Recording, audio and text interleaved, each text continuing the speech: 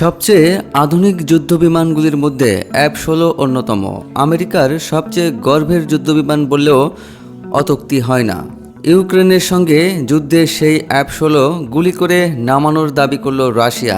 এই ঘটনাকে খুবই উত্তেজনাপূর্ণ টার্গেট বলে মন্তব্য করেছেন সেই দেশের এক শীর্ষ সেনাকর্তা।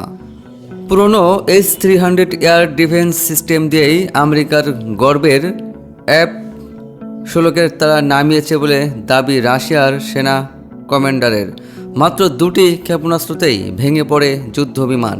এই প্রসঙ্গে S-300 এর এক কমান্ডার জানান, নিখুঁত লক্ষ্যে দুটি মিসাইল ছোড়া হয়েছিল।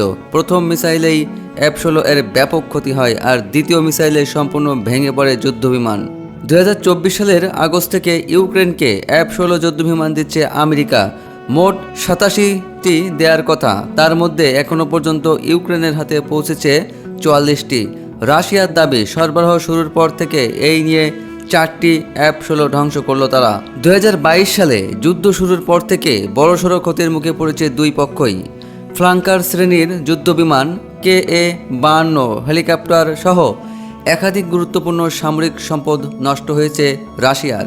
অন্যদিকে গত 4 বছরে রাশিয়ার সঙ্গে সংঘর্ষে ইউক্রেনও কয়েক ডজন যুদ্ধবিমান, শত শত ট্যাঙ্ক এবং বিপুল পরিমাণ সামরিক সরঞ্জাম হারিয়েছে। রাশিয়া ইউক্রেন যুদ্ধ থামাতে দফায় দফায় বৈঠকে বসছেন আমেরিকার প্রেসিডেন্ট ডোনাল্ড ট্রাম্প।